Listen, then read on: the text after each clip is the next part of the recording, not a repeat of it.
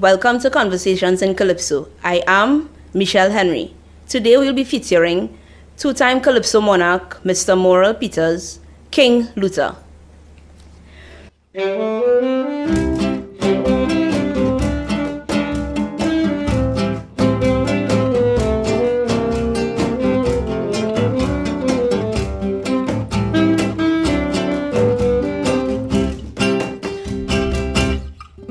Long before I was a big man, it was always my opinion to be a Calypsonian. But since I jump in the ring, every night I dreaming that I'm the Calypso king. Cause I just always try my best to be a cut above the rest, to get select for the final test. But since I can't come or go, people feel that I don't know the 5 rules of Calypso. Number 1, the topic that you're singing on. Number 2, you got to bring your lyrics strong. Number 3, well of course must be a rendition, but still you ain't a true Calypsonian. Well, to whom this topic may really concern, there are still 2 more important rules to learn. Number 4 is the key of orchestration, and number 5, stage presentation.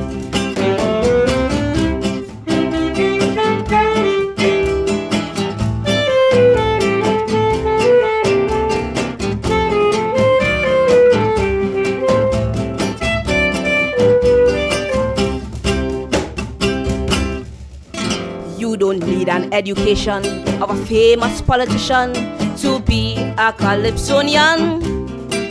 If you really love the art from the bottom of your heart, learn the 5 rules before you start. Of course you may be shy the first or second time, but try your best and make up your mind. And if you keep a steady head using the 5 rules that I've said, for sure you'll go kill them dead. You see, number 1, the topic that you're singing on. Number 2, you got to bring your lyrics strong. Number 3, well of course must be a rendition, but still you ain't a true Calypsonian. Well, to whom this topic may concern, there are still 2 more important rules to learn. Number 4 is the key of orchestration, and number 5, stage presentation.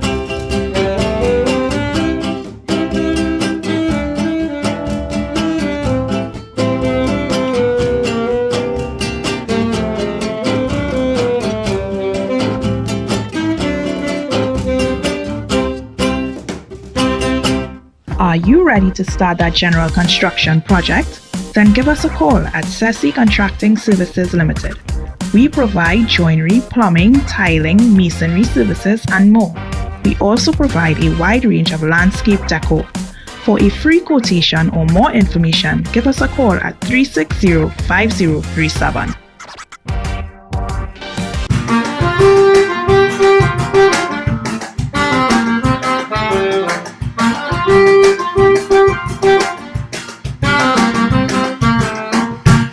We are here with two-time Calypso monarch and the first ever Young King of Trinidad and Tobago, King Luta.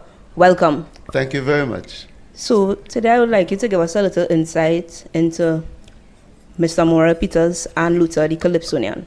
Okay, that's easy. Mm-hmm. Well, Morel Peters, simple little fella born in the Southland. Okay. Penal to be exact. Grew up in Point Fontaine. And had a normal life as a boy. Very much a boy. And when I look at boys these days, I find like somebody shortchanged them. Because in my boyhood I was a real boy. Go up in the bush for coconut and mango, go on the beach, thief people boat, go and ride, thief bicycle and ride and drop it back somewhere else. And a real boy. You know what I mean? Going in the bush barefoot and things. Yeah, I was a boy. What I knew to be a boy in them days. But things change, you know, and I enjoyed my boyhood. I grew up with a aunt, not my mother and father, and very strict and, you know, and I was still able to do all kind of wrong things. So when you would say that you actually ventured into the calypso aspect of, Well, aside what from growing up in school, calypso was always there with me. I never sang calypso in school, like in competition and so on. I don't think they had competitions at that time in school. If they had competition, I probably would have been involved in that. But I always find myself singing calypsos. I used to learn calypsos unconsciously. I didn't not making a conscious effort to learn the song and then discover, but wait, I know that song. Right. And I used to learn calypsos like that. So it was in me. Calypso were in me. And I, at the time, you all know my school days and so on, I never thought about becoming a Calypsonian. That thought never entered my mind. So what was your dream profession? If not a Calypsonian, and I know you were a teacher as well, so what were you heavily involved in before pursuing this When I was like about a teenager and so, that is when I started to look at the calypso thing, because I found myself, I used to be on the radio looking, changing station, Radio Trinidad and Radio Guardian. We had two options, right. But you're swinging back and forth to looking to where calypso playing. And, I just had this love for calypso music. And probably 16, 17 or thereabout, there was a competition in the area. And I decided to write a calypso to go in that competition. But I couldn't go and sing it because we're going to Sunday school and thing, and this calypso thing is a devil thing. Yes, that is not right? So I can't go and sing calypso. So I write the calypso and give my partner to sing. Right? A friend of mine, and he went and sang and won the competition. Okay. And that encouraged me. That gave me. But I was a composer from 17, you know, composing your stuff. Right, and I was scary because I used to think that when you do a song this year, will you go be singing about next year? Right. So that was my worry, What happened next year when you do this song? And then next year, when next year came about, you get another idea and you do something else. And then I come to realize that once there's life, there's calypso. And I discovered that there was a Calypsonian in me. Okay. Rather than getting into calypso, I just let the Calypsonian come out. Okay. So tell us a bit about you becoming the first ever Young King of Trinidad. Well, that was 1985. And at that time, I think NJAC recognized that there were a lot of good calypsos that were falling by the wayside. And they decided to have this competition for the people who didn't make it to the Mashkwa and didn't make it big and been singing for a while and so on, and they call it the Young Kings competition. And at the time, they included females because they weren't enough female in calypso to have like a queen show. So they included the female in the competition. And in 1985, they had people like Twiggy, Lady Wonder, Dino, Ember, and those were the finalists at that time, and I emerged winner. The same 2 songs or 1 song? 1 song. No, 2 songs. There were 2 songs. You said something there that I did the English language and man's instruction. You said that they realized that from Tuco competitions, a lot of people were left out. Well, it wasn't Tuco. Well, the National Calypso Monarch competition. Yeah. But is it that they used to have their competition after, or was it before? Before the National It used to Monarch? be before. Okay, so it was always before. Yeah. So and that year, 1985, the competition was like the Monday before the Mashpa. Okay. Right? So like Saturday was semi-finals, and then the Monday after that was the Young Kings finals. And I made it to the final that year. Okay. So the Calypsonian came before the teacher, or the teacher came before the Calypsonian? The teacher too, it wasn't planned. I wanted to be a draftsman. I like building, drafting kind of something. So, and even in school, in those days, you had art and you draw wherever you choose to draw. And I would always be drawing a house with steps and curtain and things. It's always a building. I would draw. And you have other people who do a little scenery on the beach with a boat and some others kind of, but I always find a house to draw. But at that time, I wasn't aware that it was because I had this inclination towards architectural drawing. Right. I wasn't aware of that. But in hindsight, I could see, well, it was there, and that is how it was manifesting itself at that time. Yes. So as I grew older, I decided to do that. And I started and went on into architectural drawing. I started to work in a drawing office and so on.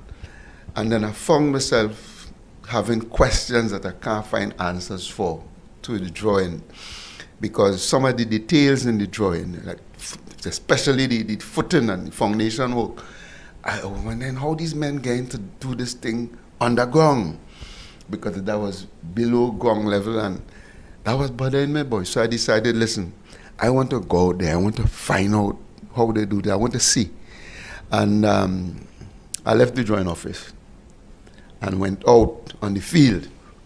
But before doing that, I started to do some practical work. GVC, I went to GVC and do some practical work, carpentry, joinery and things. And then I left the drawing office and went out on the field to get this experience. And after doing that, I fell in love with the practical side of the work. Okay. So I did that for a few years. And then I got back into drawing. I went back into the Ministry of Works as a draftsman, and I stayed there for a few years again. And going on site visits and so on for the Ministry of Works, I recognized that there was a lot of substandard work. Okay. You know, the workmanship was really poor in some cases. And I felt, boy, what I could do to fix this, boy, this is bad. I don't believe people would know better and do this. I mean, really, you know, not good work. And I happened to supervisor pass and look for me one day, and we started to chat and things, and I told him that, you know, what I was experiencing with the poor workmanship, and he said, well, look, we're looking for teachers. I said, well, okay. So I went in and started to do teaching. What year was this? That was about 1976, I think. 1976. This was right before you really started to sing Calypso. I was already singing. All yeah. right, so I was already singing. So but my first semi-final was 1977. Right. So how the two work hand in hand for you, with the teaching and the singing? It was good because the students would have fun. Mm-hmm. You know, they feel glad and they feel good that, you know, the teacher kind of popular and whatever. So, you know, they like that. So I had nice students. I never had bad experiences. Even the experiences that weren't so good turned around to be very nice. There was a student in Sepaya that, you know, square up for me once, pull a chair and, you know, and I realized that he has a problem.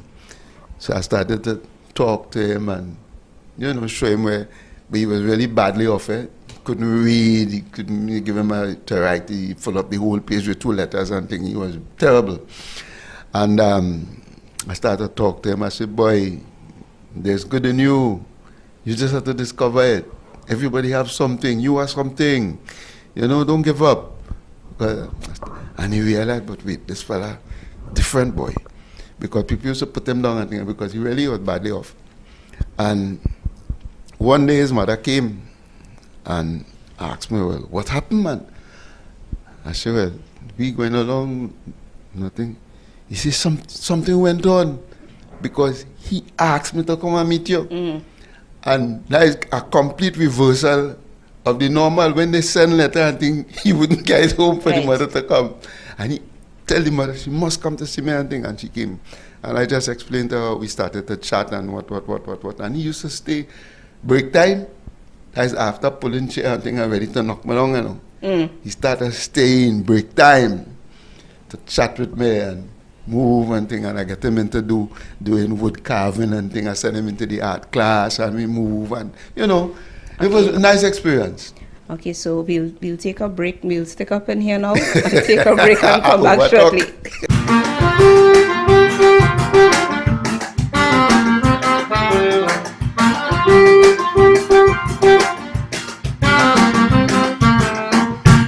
At TCJ Events, we provide end-to-end event management for your corporate, wedding, personal, special, and virtual events. For more information, call 761-0039 or send us an email at events@tcjmanagement.com.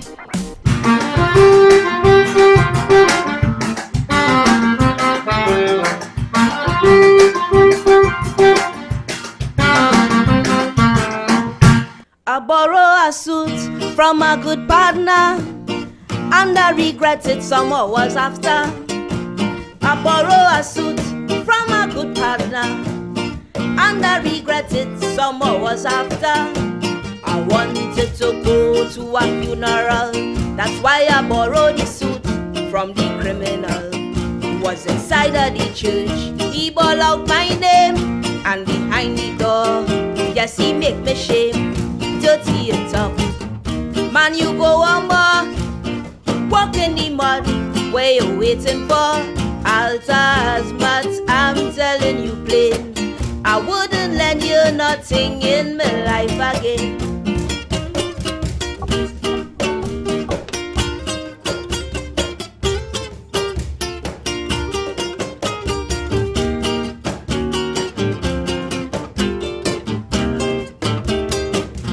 It was getting late, about 5 in the evening, around the exact time to do the burying.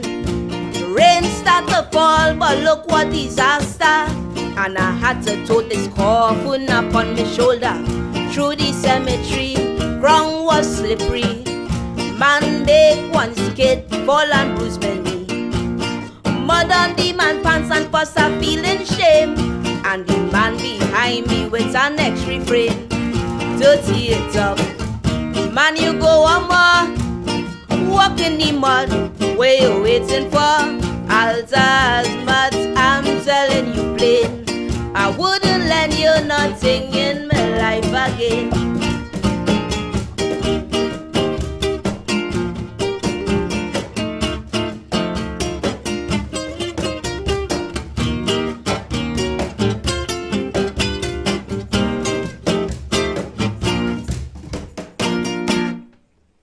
Are you ready to start that general construction project? Then give us a call at Ceci Contracting Services Limited. We provide joinery, plumbing, tiling, masonry services, and more. We also provide a wide range of landscape decor. For a free quotation or more information, give us a call at 360-5037.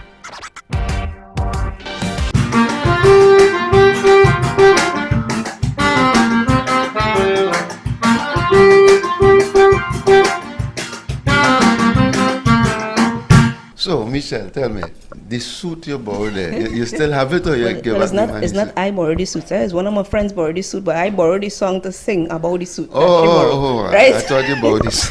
That's a funny song. Yes, it's a really nice, interesting twist. Yeah. It reminds me of Calypso from back in the day. Yes, it's one of those. You know, as we going back, I would like you to tell us a little bit about your experience having won the Calypso Monarch in, is it 95? 94. 94 when he tied with Dilamo. Yeah. If you could tell us a little bit about that, because... Oh, sure. I like to tell the story. Prior to 1994, I've been, what you call, knocking on the door. Yes. And doing good songs. I mean, a qualifier should be there.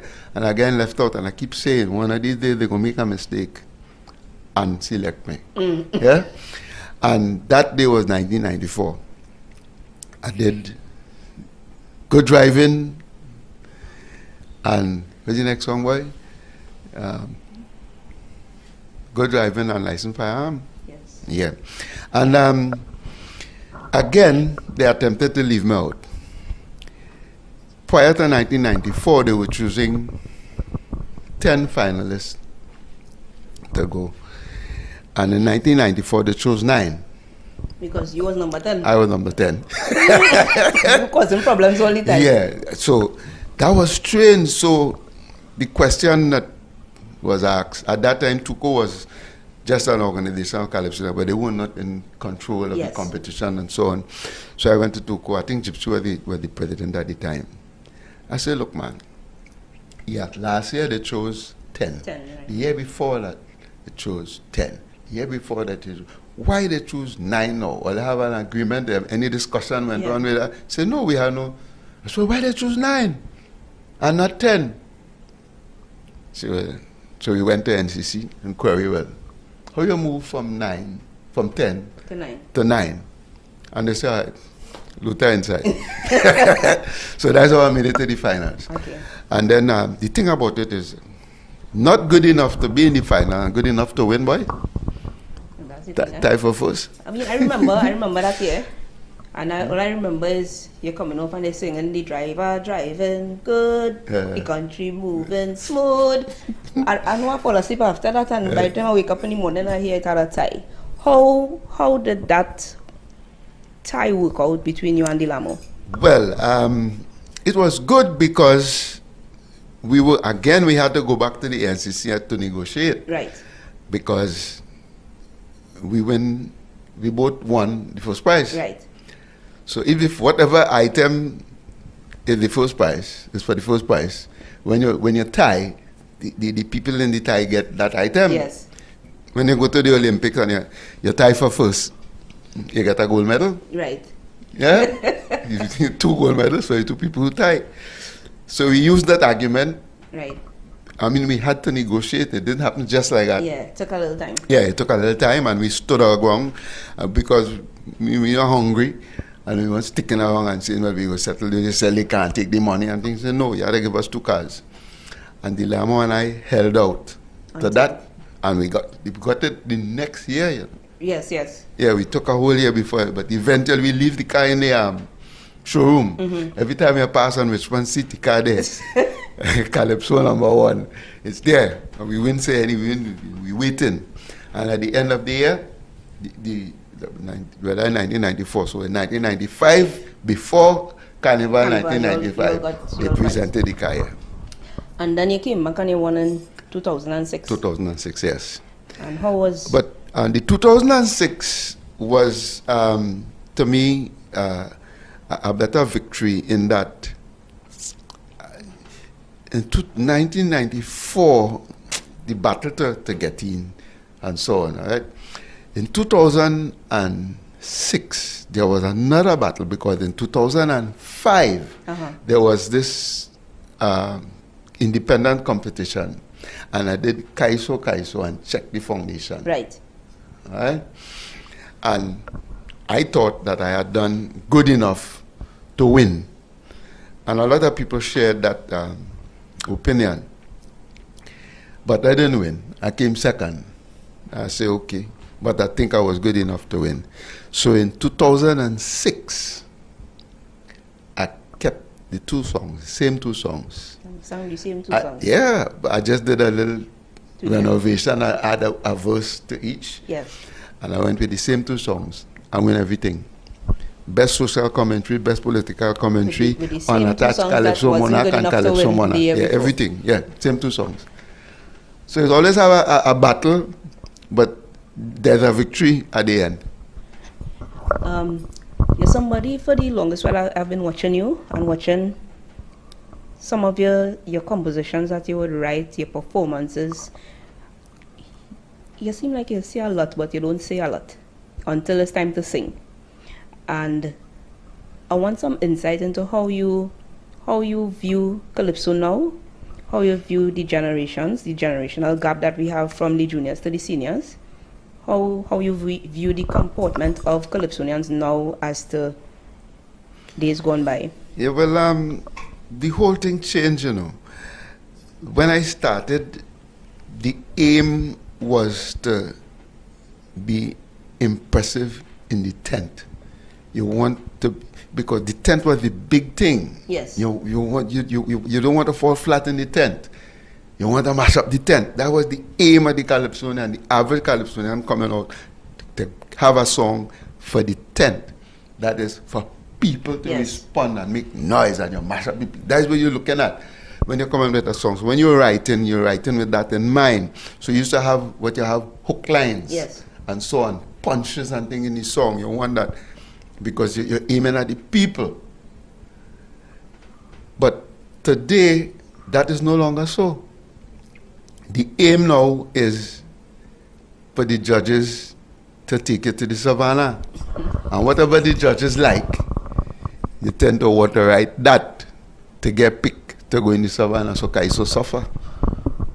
You know, I mean, the entertaining part of it, the entertainment has suffered because of that. Yeah, because of that. I mean, that's how I feel about it. Yeah. So there's a big difference between then and now. And it's not a question of people having a writer and a singer. That is not the problem. Because even back then, they had writers and singers. Yes. But the Calypso was always geared to the entertainment first, the people first. And then if you get selected for the savannah and whatever. And it had a sort of unwritten formula that you would be in the savannah with what you call a big song. Yeah. What you call the competition song. And the other song, which will usually be the entertaining one. So it was probably a party type of song or a humor or something different to that serious, rigid commentary that you would do. It was that kind of, not a law, but it was kind of, that was the practice. Yeah? That's when I came into Calypso, but everything just fell apart after that. And yeah. So what's the direction you see Calypso going in right now?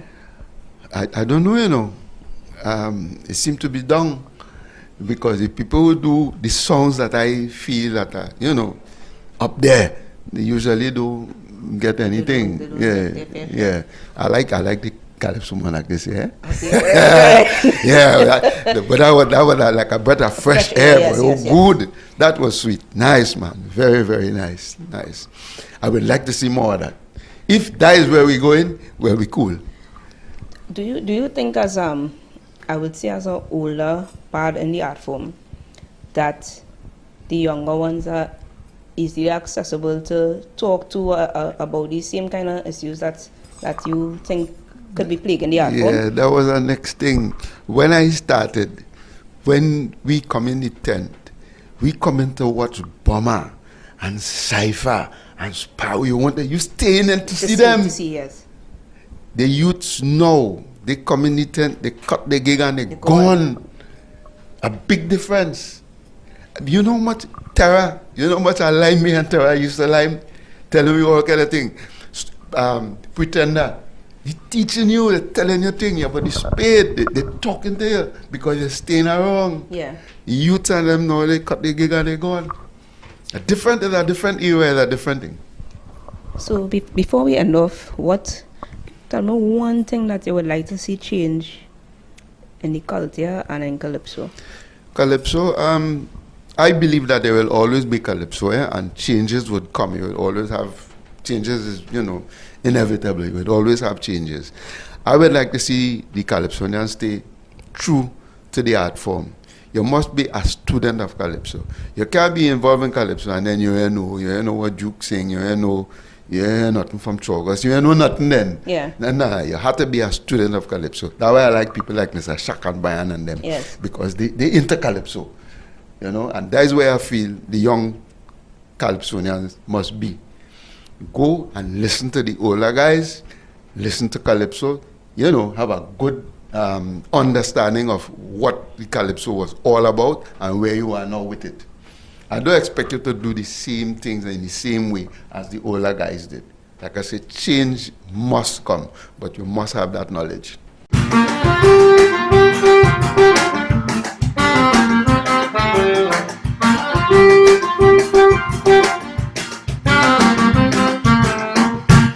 At TCG Events, we provide end-to-end event management for your corporate, wedding, personal, special, and virtual events.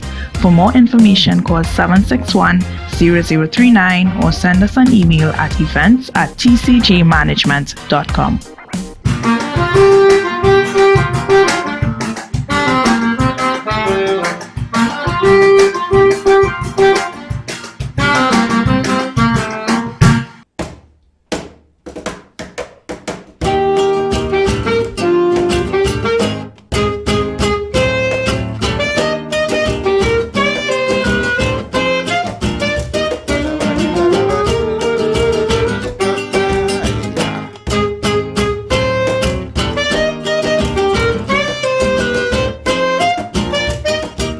What passing today as Calypso would have failed elementary school show years ago.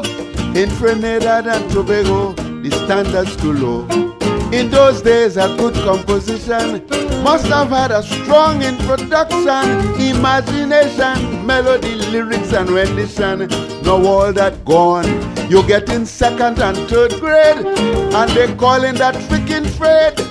And the poor judges don't know better, so they have it made. They on hit parade, but along in the year a Calypso with deep philosophy, a song we could sing tomorrow with a sweet melody. No nursery rhymes or gimmickry from Baptist or Orisha. No recycled melodies from the late great grandmaster. Just a song for all times as it used to be long ago. And when we finish sing, the people should be shouting, Kaisa, Kaisa, hey.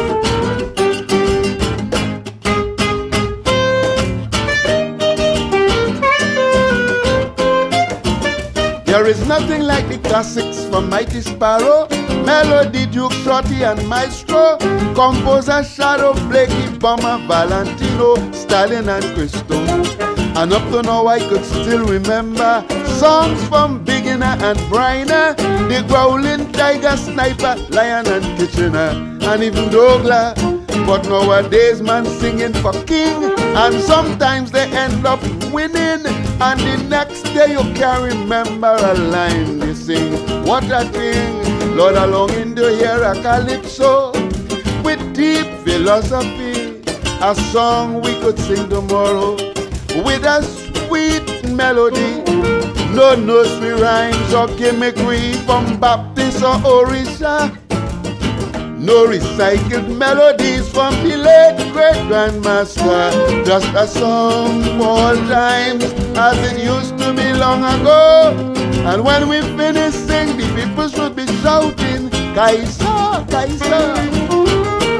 Yeah, man.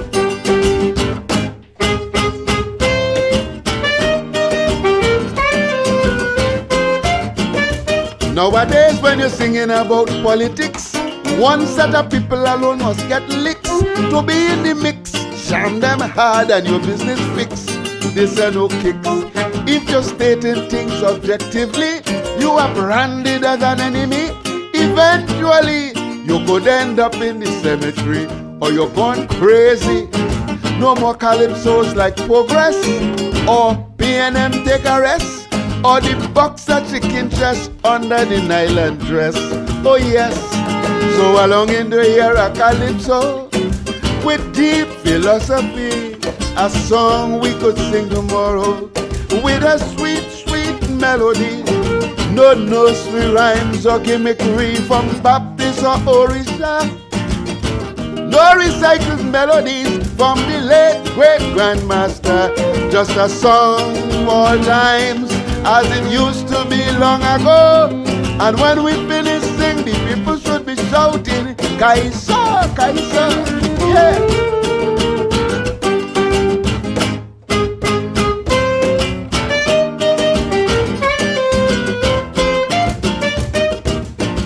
Calypso is not antics, belting kicks and making monkey tricks. Good lyrics is a matrix, not politics and rhetoric. Some of them can't sing without saying Panday. UNC or Indian in some way. Day after day, they can't find nothing else to say. The records stick day, but that's a winning formula.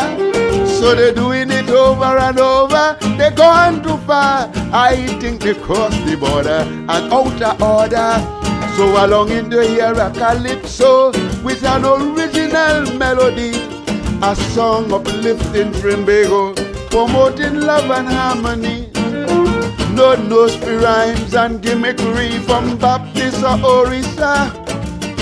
No recycled melodies from the late great grandmaster. Just a song for all times as it used to be long ago. And when we finish sing, you people should be shouting, Kaisa, Kaisa. I say a song for all times as it used to be long ago. When we finish sing, the people should be shouting, Kaisa, Kaisa, a song for all time as it used to be long ago. And when we finish sing, the people should be shouting, Kaisa, Kaisa. Long live Calypso! Yeah!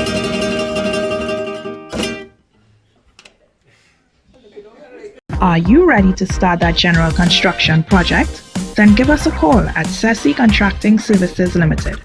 We provide joinery, plumbing, tiling, masonry services, and more. We also provide a wide range of landscape decor. For a free quotation or more information, give us a call at 360-5037. At TCJ Events, we provide end-to-end event management for your corporate, wedding, personal, special, and virtual events. For more information, call 761-0039 or send us an email at events@tcjmanagement.com.